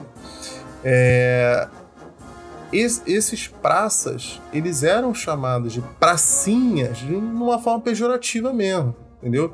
Principalmente porque muitos ali não eram, vamos dizer assim, militares mesmo de carreira, vamos dizer assim. Os caras não eram militares como profissão. Eles estavam justamente para a Segunda Guerra Mundial. Exatamente. Eram pessoas que tinham seus empregos, né, diferentes ali, aleatórios, vamos dizer assim, e se alistaram para ir para a guerra. Então são pessoal que teve um treinamento muito rápido, entendeu? É um pessoal que não tinha sido formado em nenhuma escola do exército, né? Mas, cara, pra mim, isso é, assim, um motivo de glorificar esse pessoal, cara. Entendeu? Pessoal que, cara, um cara que, sei lá, um sapateiro, entendeu? Um advogado, um vendedor de pipoca, e os caras chegavam lá e, mano, vou pra Itália, aleatoriamente, assim, vou pra Itália lutar contra nazista, cara. Tá ligado? E assim, a princípio era um termo pejorativo, mas depois passou a ser meio que um termo carinhoso, né? Que carinhoso a gente usa até hoje, né? Os pracinhas são sempre aqueles veteranos, os heróis brasileiros. Existem poucos vivos ainda, né? Infelizmente, sim, porque isso aí a gente tá falando de mais de 80 anos, né? Então, o pessoal ali... Já aconteceu há bastante tempo, né? Um pessoal que, no mínimo, ali tinha os seus 17, 18 anos, né? No mínimo. Então, a gente tá falando de pessoal que tá beirando os 100 anos, né? Então, restaram poucos, infelizmente. A gente teve a oportunidade de conhecer alguns. Mas, o que eu tenho certeza que você não sabia... meu amigo Bruno Campos, que apesar da gente ter conhecido alguns pracinhas, né, alguns veteranos do Exército Brasileiro, eu tive a oportunidade, ainda na adolescência, de conhecer um veterano da Segunda Guerra que estava do outro lado. Eu conheci... Do outro lado que ele era alemão? Ele era um italiano fascista. Italiano? Ele estava no exército fascista. E esse cara ele já era bem idoso, isso tem, deve ter uns 15 anos que eu falei com esse cara. Eu lembro até que ele... Conta melhor isso aí, cara. Como é que foi isso aí? Em que ocasião? Cara, olha só, foi bem aleatório. Conta essa história aí. Cara, uma tia-avó minha, por um tempo ela foi cuidadora de um idoso, né? E eu tava na casa do meu tio, lá, e ela foi lá e ela tava levando esse idoso pra passear, ele já tava bem debilitado já, e ela levou ele lá, e conversando com o cara, ele não ouvia bem, ele tava bem surdo, e meio que o pessoal escrevia pra ele, assim, e ele falava, ele respondia falando, ele lia e falava. Aí, né, surgiu esse assunto. Português não, respondia em italiano. Falava em português com sotaque muito carregado, sotaque muito carregado. Mas falava português. Aí surgiu esse assunto de que ele foi pra guerra e tal. E eu, caraca, que maneiro. Eu comecei a perguntar várias paradas pra ele. Aí eu, fui vendo aquele sotaque italiano, cara. Ele falando, mexendo a mãozinha. Falei assim, cara... A mãozinha de coxinha? Ele fazia mesmo? Mãozinha fazia, claro, pô. Italiano. Caraca, que maneiro. É icônico, né? Aí ele falou, cara, não, que ele era realmente do exército fascista e tal, e só que ele não chegou a lutar contra brasileiros. Que ele falou, ele iria. Só que ele tomou um tiro na perna. Caraca! É. Nossa! Ele diz ele, né, também, não sei se ele falou isso só pra me agradar, mas diz ele que nunca atirou contra um brasileiro. Mas ele chegou a combater outros italianos revolucionários e americanos. Essa força de resistência que a gente falou. Né? E americanos, né, e numa dessas aí ele tomou um tiro na perna. E ele foi afastado, ele teve uma infecção braba, quase morreu e tal, aí falou que pegou até malária também, eu não lembro se era malária, mas ele pegou alguma doença e tal, e assim, retiraram ele do front, né. E ele era muito novo, pelo que ele falou, acho que ele tinha 17 anos por aí. Aí só que assim, no futuro, né, uns anos depois ele conheceu uma brasileira e veio pro Brasil. E que coisa interessante, né? Interessante. O pior é que eu não lembro do nome dele. Não lembro do nome desse senhor. Esqueci. Mas eu poderia falar... Eu acho que é Giuseppe, mas eu acho que é só racismo mesmo, tá ligado? Porque é o maior nome de italiano. Eu acho isso não é racismo. Esse nome não tá na minha cabeça. Não, eu acho que não tem racismo, não se encaixa. É só um estereótipo. É só um estereótipo. É Mário. Comum. Era Mário. O Giuseppe é o nome Maria. Giuseppe. Não lembro. Vamos trabalhar com o Giuseppe. Mas eu trouxe aqui uma coisa interessante também. Você citou aí a sua história de ter conhecido um pracinha que não é brasileiro, né? E eu trouxe aqui um presente carinhosamente que eu recebi aqui de um amigo da minha mãe. Que porquê ele tinha isso aqui, que eu já vou falar o que é, estou fazendo suspense aqui. O porquê ele tinha isso eu não sei. Eu sei que a família dele ia passando de geração para geração. E ele é um grande amigo da minha mãe, e ele sabe que eu me interesso muito por história, principalmente história militar e tudo mais, e ele entregou isso aqui para ela para me presentear. Poxa, eu sou muito grato. E aqui, ó, é um cartucho da metralhadora .50 da Segunda Guerra Mundial, tá? Isso aqui não foi fabricado ano passado e eu estou falando da Segunda Guerra Mundial. Embaixo na parte de baixo do cartucho, você tem aqui o ano de fabricação, tá? Isso aqui não teria como você falsificar. E tá aqui o ano de fabricação, 1942. A descrição aqui do projétil. E no corpo do projétil aqui, como eles fizeram para escrever, eu não sei, mas está embaixo de relevo, e eles escreveram o seguinte aqui, ó. Ao Jesuíno. Aí uma coisa que eu ilegível aqui, OF, 10 de novembro de 1944. Bastos. Poxa, presente incrível que realmente, foi da Segunda Guerra Mundial, foi disparada, né? O fundo do projétil aqui tá deflagrado, então foi utilizado. Espero que não tenha matado ninguém. Não é um projétil, né? Não é um projétil, é o cartucho. É aquilo que fica. O projétil provavelmente matou alguém. Não, eu tô torcendo pra não ter matado alguém, porque eu não quero tocar em coisas que remetam morte e violência. Mas, enfim, é um artigo interessantíssimo. E falando sobre artigos e acervos da Segunda Guerra Mundial, eu tive a oportunidade também, nessa época que eu trabalhava com o Felipe Sampaio, lá tinha um acervo histórico, e tinham documentos da Segunda Guerra Mundial, livros enormes de 1000 páginas, eram, se eu não me engano, 12 livros, totalizando 6.000 páginas, de boletins, tá? Boletins internos, boletins administrativos da Segunda Guerra Mundial. E ele tá rindo já porque eu tô vendendo meu peixe aqui, mas na época eu tinha ficado muito chateado pra não falar outras palavras aqui de baixo. Uma das minhas funções era digitalizar, olha que beleza, digitalizar essas 6.000 páginas em 12 volumes. E pasmo, que existia desde a Segunda Guerra Mundial, datado lá, 1944, né, das tropas que estavam em solo italiano. Então você imagina um livro, né, como que estava o estado daquelas folhas ali, então eu tinha que usar a luvinha de látex, né, pinça, um aparato para digitalizar aquilo ali. O máximo foi a cara do nosso amigo aqui, quando eu apresentei ele ao Adobe Scan, e ele percebeu que ele não precisava botar um livro página por página dentro da impressora. Na impressora, na multifuncional. Nem teria como. Quando eu recebi essa atribuição aí, eu fiquei perdido, eu fiquei igual o meme a figurinha do John Travolta, com os manos olhando para um lado pro outro. Eu não fazia ideia de como começar aquilo ali, né? E aí o Felipe Sampaio, gratidão aqui, meu amigo, me apresentou o Adobe Scan.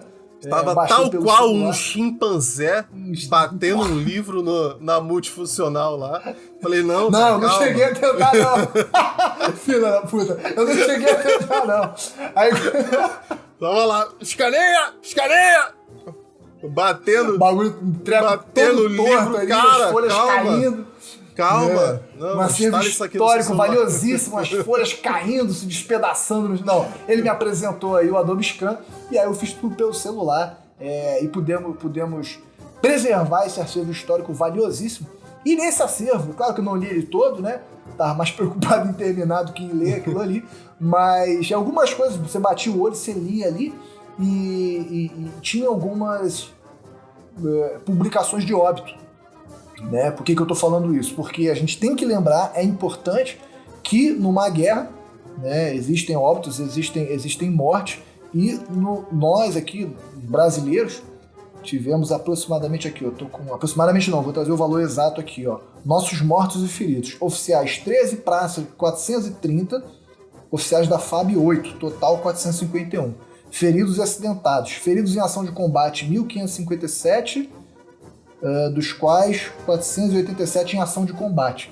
Tá? Então a gente falou aqui de vitórias, conquistas, de alguns números aqui, mas vamos sempre lembrar que numa guerra existe a violência e alguns pracinhas, alguns heróis brasileiros perderam a sua vida lutando em prol desse objetivo de derrotar os fascistas na Itália. E você falou também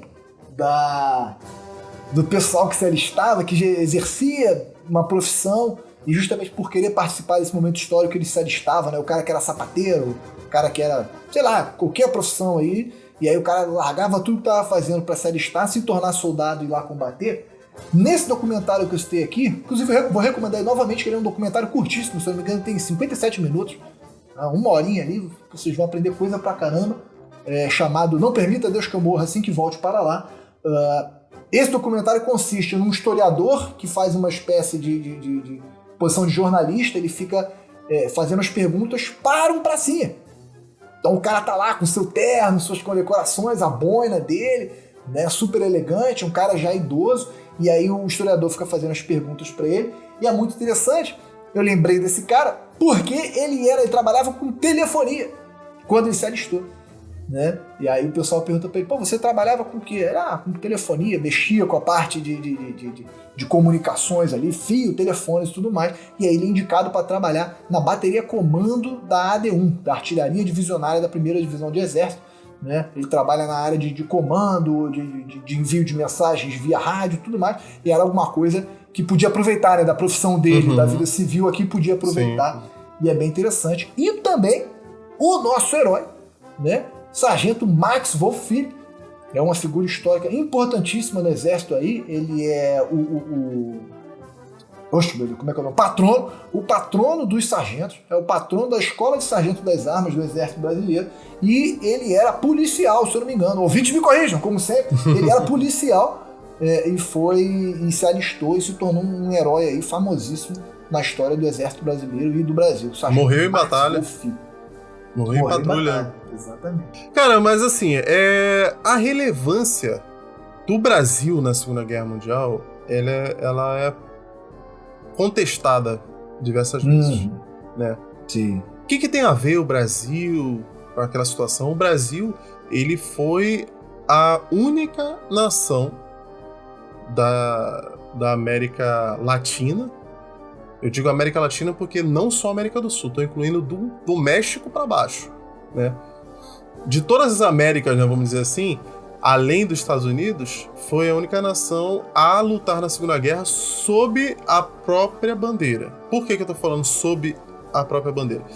Porque alguns países do Caribe lutaram em favor da França, né, e do Império Britânico, né, que eram colônias.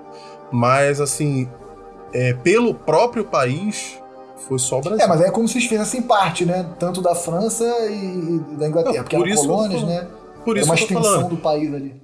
Exatamente. Então, por isso que eu não considero eles forças latino-americanas, né? Eu tô falando dos latino-americanos, só os brasileiros, né? E, cara, muito longe, né?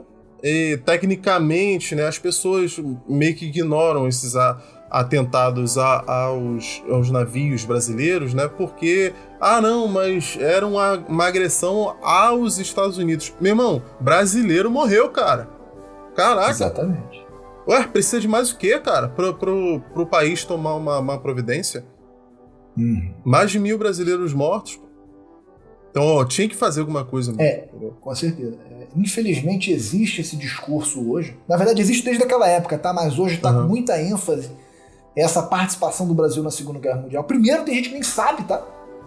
O pessoal que não é muito chegado, não liga muito pra história, nem sequer sabe da participação brasileira na Segunda Guerra Mundial. E tem uma parcela da população que fala que não era necessária a participação, não foi decisiva a participação do Brasil na Segunda Guerra Mundial, mas aí eu acho que cabe a gente justamente defender, né, justamente se opor a esse tipo de discurso, porque dizer que uma participação de uma guerra é simbólica é desvalorizar um sacrifício.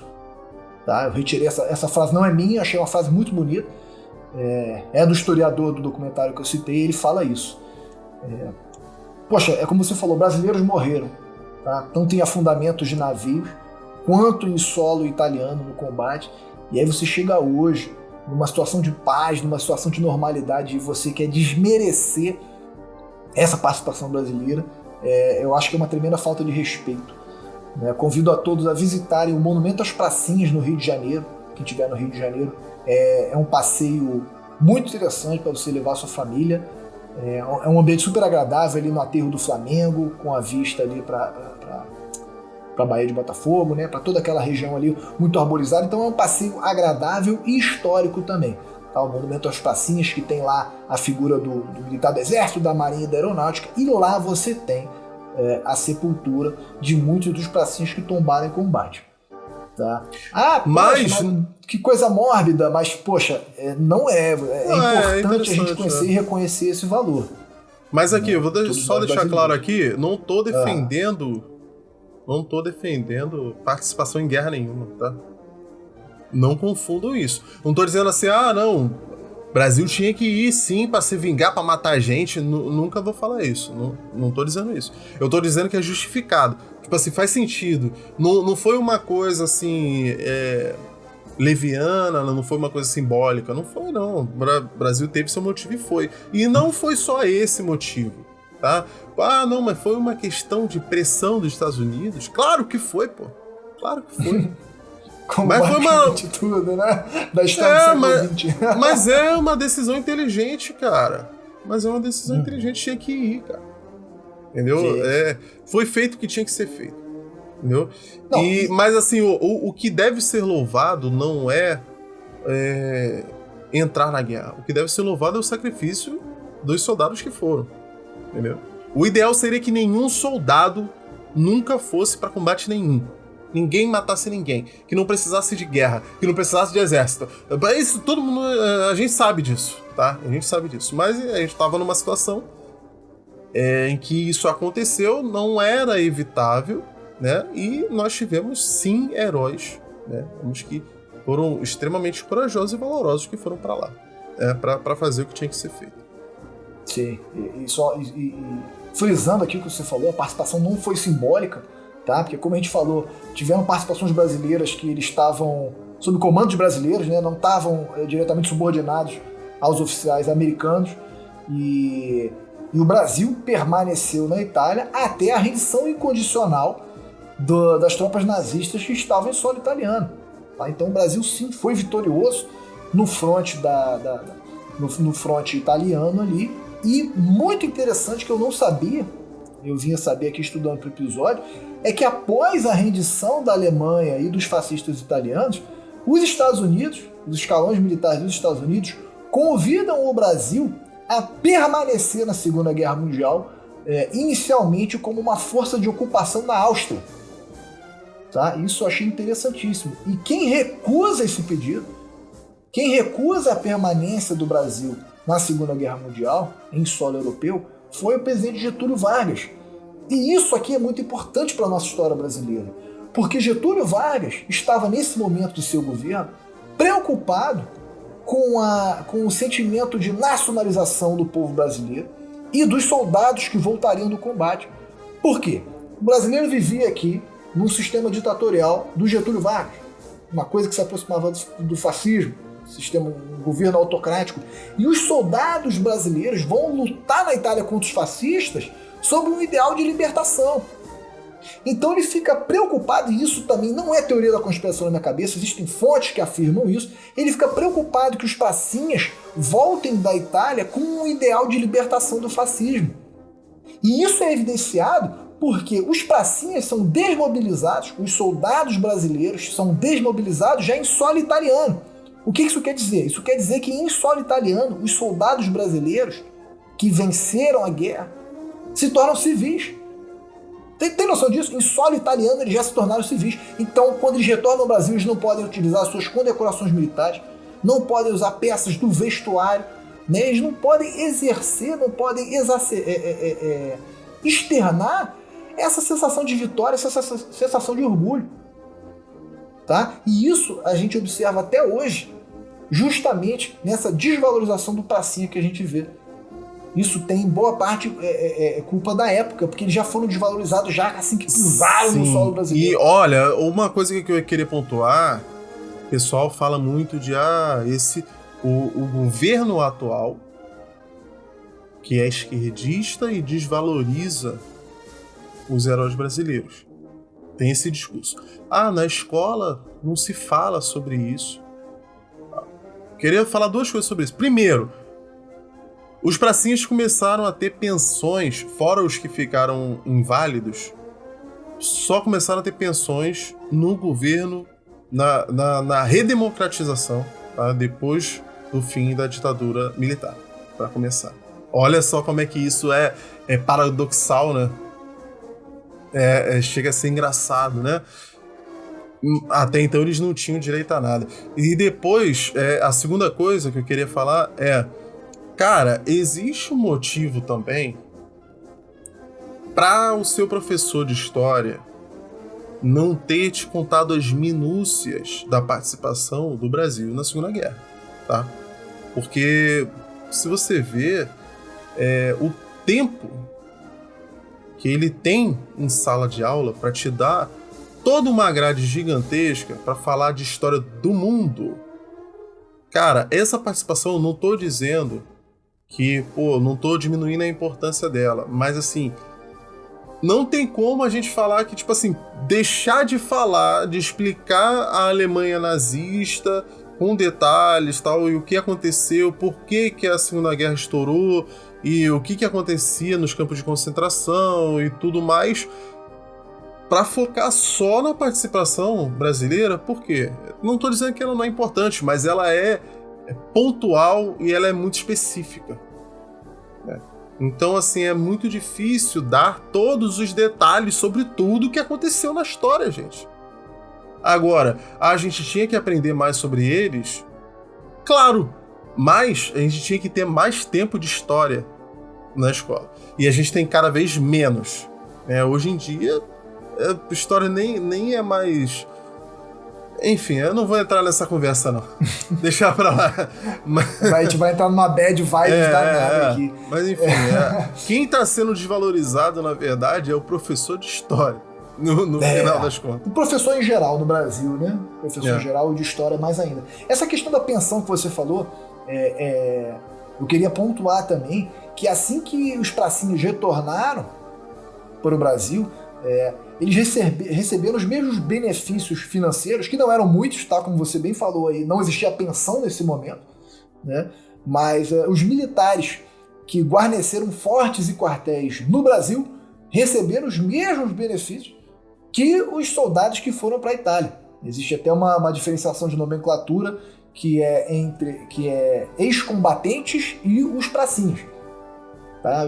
Isso é falado até no documentário pelo próprio Pracinha, que dá os depoimentos. Pracinha é quem realmente foi combater na Itália, né? Ex-combatente é quem participou, quem compunha o exército brasileiro, quem compunha as forças armadas brasileiras, mas permaneceu em solo brasileiro, guarnecendo, fazendo todo o trabalho logístico que é necessário no esforço de batalha. Mas isso só para reforçar que eles já chegaram aqui desvalorizados, né? Poxa, não é menosprezando o trabalho de quem ficou aqui, mas poxa, vamos lá, né?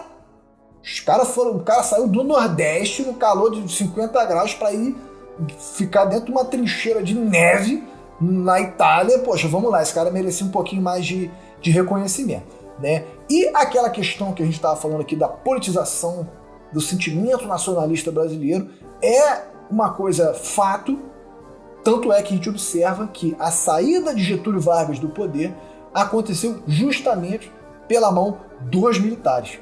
Tá? Através de um golpe branco, né, que é chamado de golpe branco porque não teve a utilização de violência, não teve, apesar de ter sido liderado pelas Forças Armadas, em especial o Exército, não houve utilização de armamentos, né? E aí os militares forçam a renúncia de Getúlio Vargas em 29 de outubro de 1945, próximo aí do fim da Segunda Grande Guerra. Então, e o presidente questão vai ser justamente o ministro da guerra, o Dutra, que a gente já citou aqui.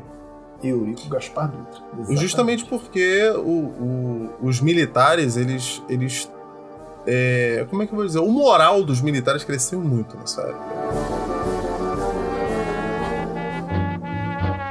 Mas e agora, meu amigo Bruno Campos? Na sua opinião, por que o Brasil foi à Segunda Guerra Mundial? Meu amigo Felipe Sampaio, trouxemos muita coisa interessante aqui hoje.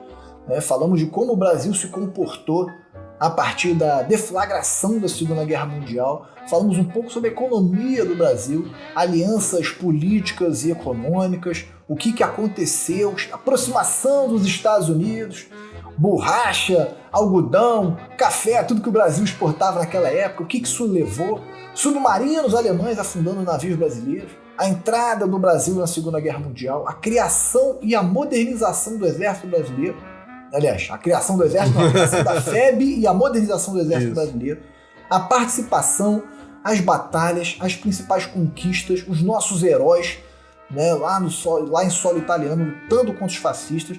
Enfim, coisas muito interessantes, muito importantes para a nossa história. E a minha resposta para essa pergunta, por que nós fomos, né, eu acho que acabou sendo descrita aqui em tudo que a gente falou. O Brasil não teve muita escolha devido ao cenário político.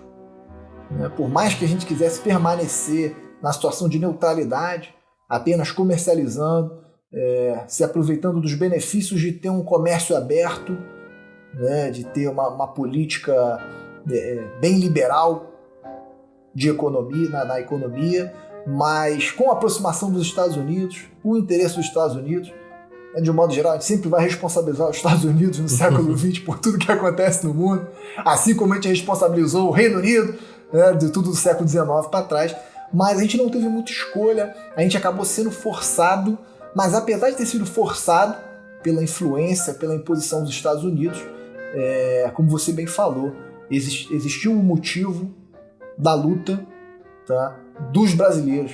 Né? Quando você observa o seu irmão brasileiro sendo vítima de um ataque covarde de um submarino, né? Marinheiros civis trabalhando, levando as mercadorias e são afundados por navios nazistas, realmente isso exige uma resposta. Tá? Como você falou, a gente nunca vai defender a guerra aqui, a guerra por si só sempre tem um objetivo político que poderia ter sido conquistado através da diplomacia. Então toda vez que houve guerra na história é porque não houve diálogo. Né? Então a gente nunca vai defender a guerra aqui, mas o afundamento dos navios exigiu uma resposta do povo brasileiro, porque nós temos uma história riquíssima, nós temos uma história de heróis, muitos heróis na nossa história, e a participação da FEB na Segunda Guerra Mundial foi mais uma história de heróis que nós temos que valorizar. Infelizmente a gente está vivendo um momento que toda a nação brasileira está desvalorizando as nossas Forças Armadas por diversos motivos políticos, tá?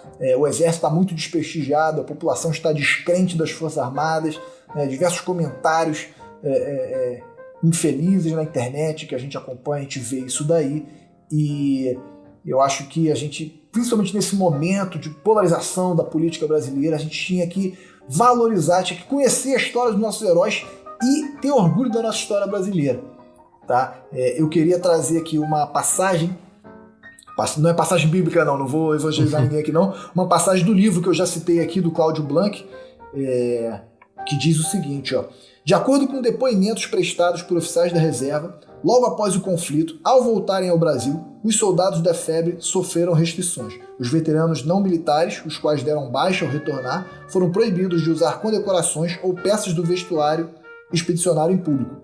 Já os veteranos militares profissionais, ou seja, os de carreira, foram transferidos para regiões de fronteira ou distantes dos grandes centros. Hoje, muito pouco se conhece sobre as batalhas de Monte Castelo, Castel Nuovo, Montese, Camaiore e tantas outras regiões da Itália libertas pelos soldados brasileiros. Infelizmente, enquanto nossos veteranos têm total reconhecimento e gratidão da população italiana, aqui no Brasil continuamos ignorando seus feitos. Então, li isso aqui, na verdade, para fazer um apelo para vocês, ouvintes. Conheçamos a nossa história, vamos valorizar os heróis. Nossa história brasileira é muito bonita e a gente não pode deixar de se apagar. Independente de qual a sua posição política, do quão revoltado você está no momento com a situação política do Brasil, a gente não pode deixar a história do Brasil morrer. A gente tem que conhecer a história dos nossos heróis e valorizar o sacrifício deles. Cara, eu acho que tá bem claro já, né? A situação política exigia uma resposta, né? A gente meio que foi forçado a isso e eu acho isso muito positivo, porque acredito que já é da história do Brasil, né? O Brasil é um país pacífico, né? O Paraguai já não concordaria com isso, mas eu acho que desde a Guerra do Paraguai a gente pode dizer que somos um país pacífico, né? Que evita muito conflito e tomara que continue assim, né? Mas nessa situação a gente realmente foi forçado aí e o brasileiro é aquilo que a gente estava falando, o brasileiro fez o que tinha que fazer, né? Mesmo sem recursos, né? Sem treinamento adequado, não tinha nem uniforme, o uniforme foi cedido pelos Estados Unidos, cara. Se você vê, o uniforme que a gente usava era o mesmo do uniforme americano, né? Mas a gente foi lá e fez muito bem, cara. Fez muito bem, tá? Diferente do que muitas pessoas imaginam, né?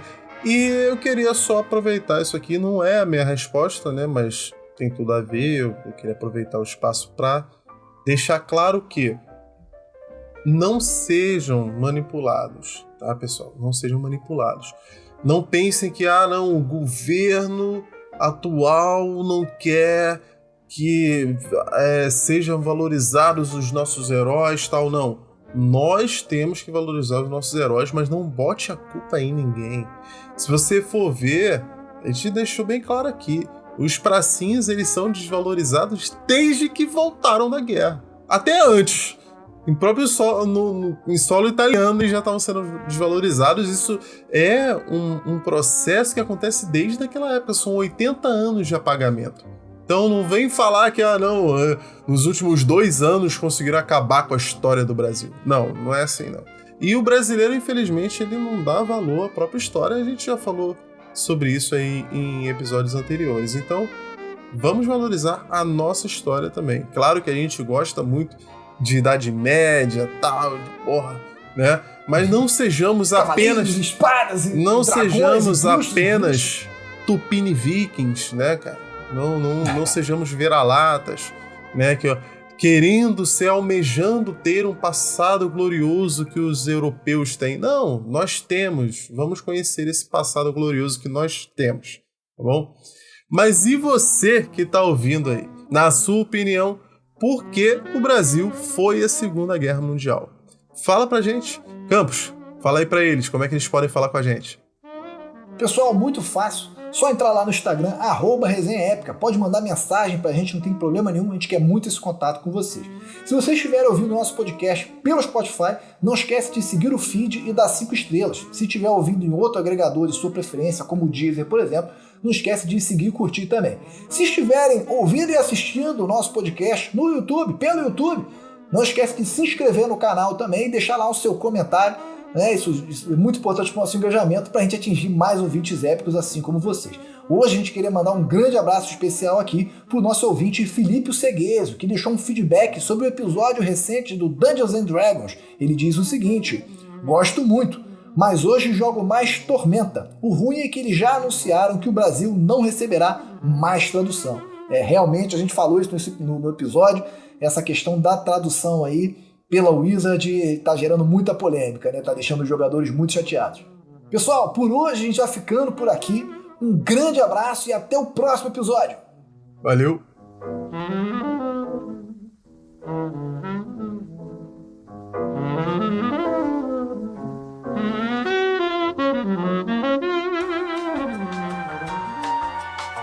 Assim, atônito, né? Caraca! Pikachu! Fiquei perdidaço aqui agora. Então, que meme do Pikachu. Que isso, cara? Nunca viu a cara de surpresa? Não, agora tu vai ter que descrever aí. É uma cara de surpresa. Agora tu vai ter que descrever. É um frame de um episódio do Pokémon, cara, que é um Pikachu com uma cara de surpresa, que é muito hilária. Tá, pelo amor de Deus, mano, tem que te explicar um meme, cara. Você é muito millennial, cara. Você é muito idoso. Eu tô morrendo de rir aqui, velho. Que meme do Pikachu que tu tá falando? Enfim.